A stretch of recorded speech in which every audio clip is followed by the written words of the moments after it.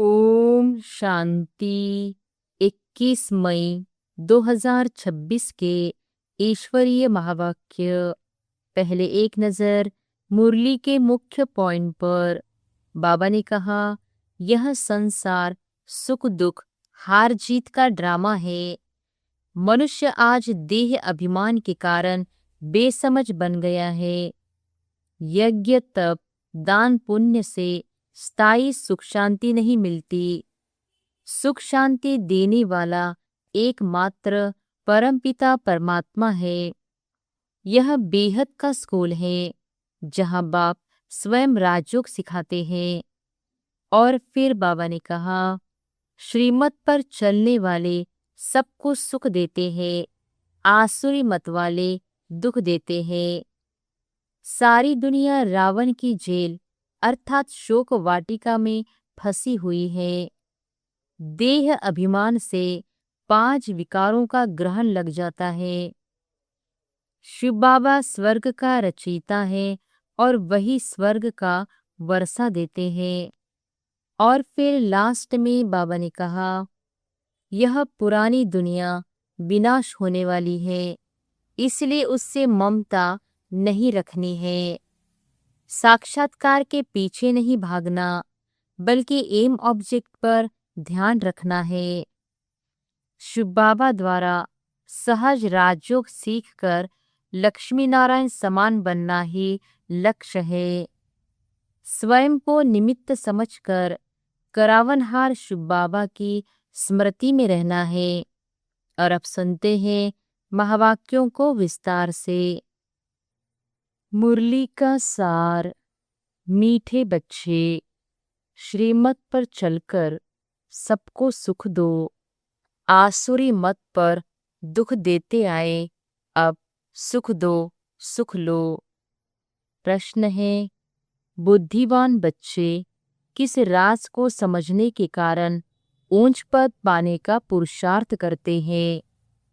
उत्तर है, वे समझते हैं कि यह दुख और सुख हार और जीत का खेल है। अभी आधा कल्प सुख का खेल चलने वाला है, वह किसी भी प्रकार का दुख नहीं होगा। अब नई राजधानी आने वाली है, उसके लिए बाप अपना परमधाम छोड़कर हम बच्चों को पढ़ाने आए हैं। अब पुरुषार्थ कर ऊंच पद लेना ही है। गीत है, बदल जाए दुनिया न बदलेंगे हम, तुम्हारी कसम। ओम शांति। मीठे मीठे बच्चों ने अर्थ समझा। यहाँ कोई कसम खाने की दरकार नहीं है, यह तो आत्मा में समझ चाहिए। आत्मा तमोप्रधान होने के कारण बिल्कुल ही बेसमझ हो गई है। बच्चे जानते हैं हम कितने बेसमझ थे, अब कितने समझदार बने हैं। दूसरे सत्संग आदि में यह बातें होती नहीं। वह शास्त्र रामायण आदि पढ़ते हैं, एक कान से सुना दूसरे कान से निकल जाता है, कोई प्राप्ति नहीं। यज्ञ तप दान पुण्य आदि बहुत करते हैं, धक्के खाते रहते हैं, प्राप्ति कुछ भी नहीं। इस दुनिया में कोई को सुख है नहीं।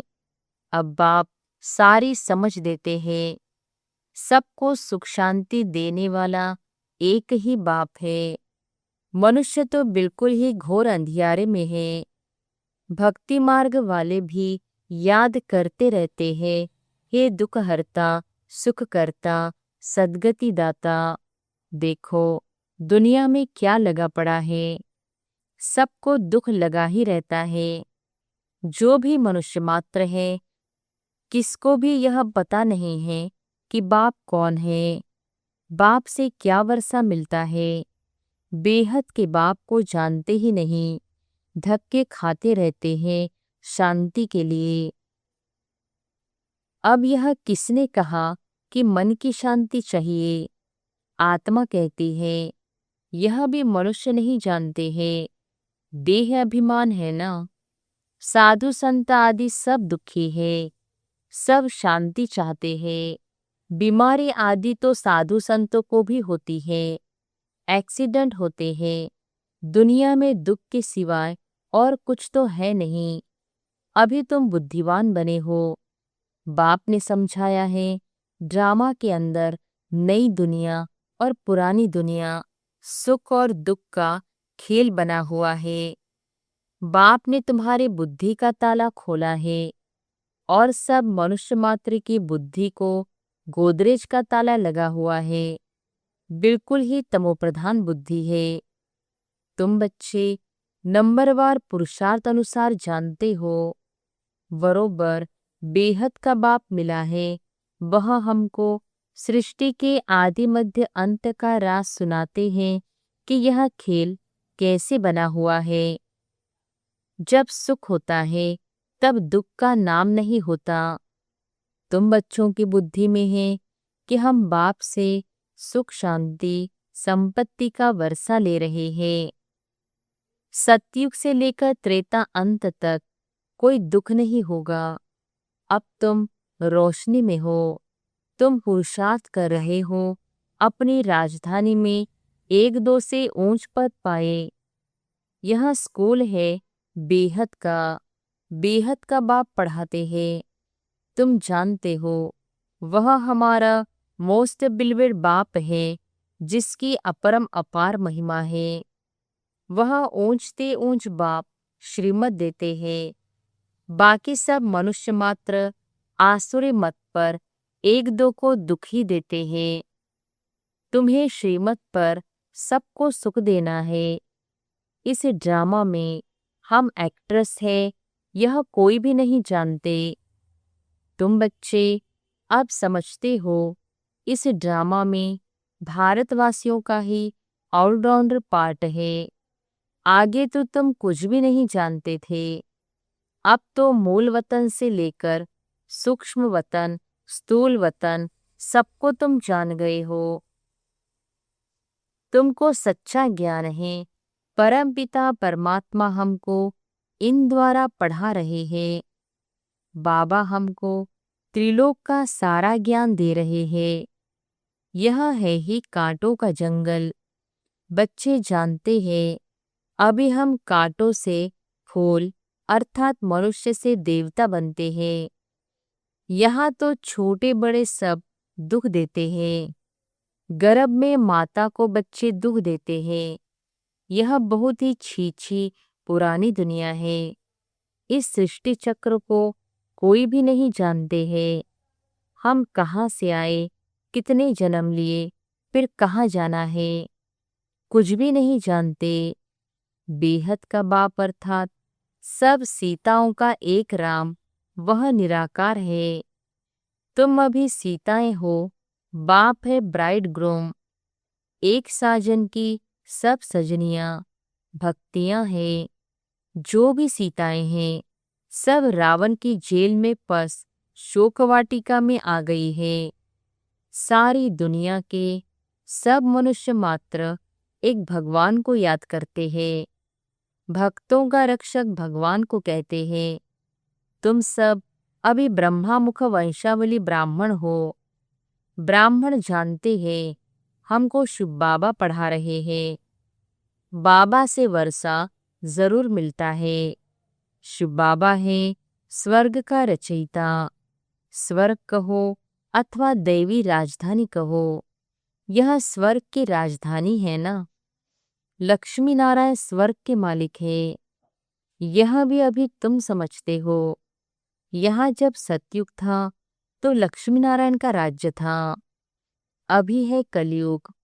मनुष्य तो बेचारे घोर अंधियारे में है। अंधियारे में होने के कारण कुछ नहीं जानते कि अभी कलयुग का अंत है, विनाश सामने खड़ा है। तुम सब सीताओं का सद्गति दाता एक राम है। सीताएं सब दुर्गति में है, परंतु यह कोई समझते थोड़ी है कि हम दुर्गति में हैं। अपने साहूकारी का ही नशा है। हमको इतने मकान हैं, इतना धन है, इतने महल है। किसको पता नहीं कि दुख की दुनिया अब बदलनी है। मौत सामने खड़ा है, सब मिट्टी में मिल जाना है। यह जो कुछ पुरानी दुनिया में देखते हो विनाश हो जाएगा। विनाश के लिए पूरी तैयारियां हो रही है। यह वही महाभारत लड़ाई है, वही गीता का भगवान है, परंतु बाप की बायोग्राफी में बच्चे का नाम डाल दिया है। अब शिव बाबा तुमको राजयोग सिखा रहे हैं। बड़े ते बड़ी भूल ही यह है जो भगवान का नाम गुम कर दिया है। तुम बच्चे जानते हो, हमको कोई मनुष्य साधु संत आदि नहीं पढ़ाते हैं, शिव बाबा हमको पढ़ाते हैं। वह बाप भी है, टीचर भी है, सद्गुरु भी है, सब कुछ है। यह तो नहीं भूलना चाहिए ना। बाप कहते हैं हमारे सब बच्चे हैं, परंतु सभी को थोड़ी ही पढ़ाएंगे। बाप कहते हैं हम भारतवासियों को फिर से राजयोग सिखाने आए हैं। भारतवासी स्वर्गवासी थे, हीरे मिसल थे, अब कौड़ी मिसल बन पड़े हैं। घर में कितनी अशांति है। कहते हैं बाबा हमको क्रोध आता है, बच्चों को मारना पड़ता है, डर लगता है। हमने 5 विकार शिव बाबा को दान दे दिया है, फिर हम यह क्यों करते हैं? बाप समझाते हैं इस समय सभी पर 5 विकारों का ग्रहण लगा हुआ है। देह अभिमान का भूत आने से फिर सब भूत लग जाते हैं। अब बाप कहते हैं देही अभिमानी बनो। अभी तुमको समझ मिली है, सतयुग में भी हम आत्म अभिमानी थे। समझते हैं आत्मा का यह शरीर अब पुराना हुआ है, आयु पूरी हुई है, इसलिए यह शरीर छोड़ अब नया लेना है। सर्प का मिसाल, सर्प की एक खाल पुरानी होती है तो फिर दूसरी नई ले लेते हैं। यह दृष्टांत है सतयुग के लिए। वहां तुम ऐसे शरीर छोड़ते हो, दुख की कोई बात नहीं रहती। यहाँ कितना दुख होता है, रोना पीटना आदि रहता है। अब तुम बच्चे जानते हो यह पुरानी खाल है, यहाँ कोई नई खाल नहीं मिलनी है। यह अंतिम पुरानी जुत्ती है। अभी तुम उनसे तंग हो गए हो, वहां तो खुशी से एक शरीर छोड़ दूसरा लेते हैं। इन बातों को भी तुम समझते हो। यहाँ कितने नए आते हैं, समझते थोड़ी है। 2-4 रोज यहाँ से समझकर जाते हैं, फिर भूल जाते हैं। हाँ, अच्छी रीति सुना, खुशी हुई तो प्रजा में आ जाएगा। प्रजा भी तो ढेर बननी है ना। यह है ईश्वर का दर अथवा घर। तुम ईश्वर के घर में बैठे हो। परम पिता अथवा परम धाम छोड़ यहाँ साधारण तन में आकर बैठे हैं। वहां तो बाप के पास आत्माएं रहती हैं, यहाँ संगम पर बाबा खुद आया है पतितों को पावन बनाने। उनको शिव निराकार ही कहते हैं। निराकार बाबा को आत्माएं ओ गॉड फादर कह पुकारती है। मनुष्य बिगड़ समझ के कह देते हैं ओ गॉड फादर। इन लक्ष्मी नारायण को भी यूरोपियन लोग भगवती भगवान कहते हैं। इन्हों को ऐसा किसने बनाया? इन देवताओं को कहते हैं आप सर्वगुण संपन्न 16 कला संपूर्ण हो। फिर खुद को क्या कहते हैं? यह नहीं जानते कि यह भी मनुष्य है, भारत में ही राज्य करके गए हैं। उनके आगे जाकर महिमा गाते हैं, अपने को नीच पापी कहते रहते हैं। श्री कृष्ण के मंदिर में भी जाकर महिमा करेंगे, शिव की यह महिमा नहीं करेंगे। उनकी महिमा अलग है। अक्सर करके शिव के पास जाते हैं तो कहते हैं भर दो झोली, फिर कह देते हैं वह भांग पीने वाला है, धतूरा खाने वाला है। अरे वह भांग धतूरा कहाँ से आई? कुछ भी समझ नहीं, मांगते रहते हैं पति चाहिए, यह चाहिए। दीपमाला पर भी लक्ष्मी का आह्वान करते हैं। वह है कौन, यह किसको भी पता नहीं। 8-10 भुजाएं कभी होती है क्या? यह चतुर्भुज रूप दिखाते हैं क्योंकि प्रवृत्ति मार्ग है, उनका नाम विष्णु रख दिया है। लक्ष्मी नारायण तो सतयुग में रहते हैं। मनुष्य को यह पता नहीं कि विष्णु के दो रूप लक्ष्मी नारायण द्वारा पालना होती है। चित्रों में लक्ष्मी को 4 भुजाएं दे देते हैं। 4 भुजा वाले को बच्चा होगा तो उनको भी 4 भुजा होनी चाहिए। कुछ भी समझते नहीं हैं, तुम अभी समझते हो। बाबा जब तक नहीं आए थे तो हम भी कुछ नहीं जानते थे। अभी सारे विश्व के आदि मध्य अंत को जान गए हैं।